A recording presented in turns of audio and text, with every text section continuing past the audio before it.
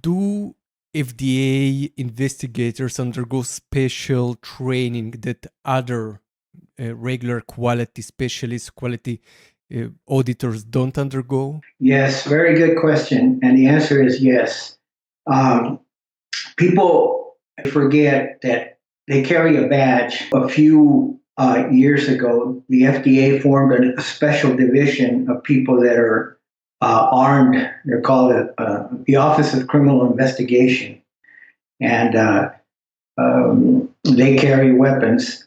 But ironically, they're really not trained on the basics of, because they come from other sources. They come from customs, they come from Secret Service, and they're more on the Title 18 of the US Code, where they try to document falsification of data given to the government under a conspiracy and so on.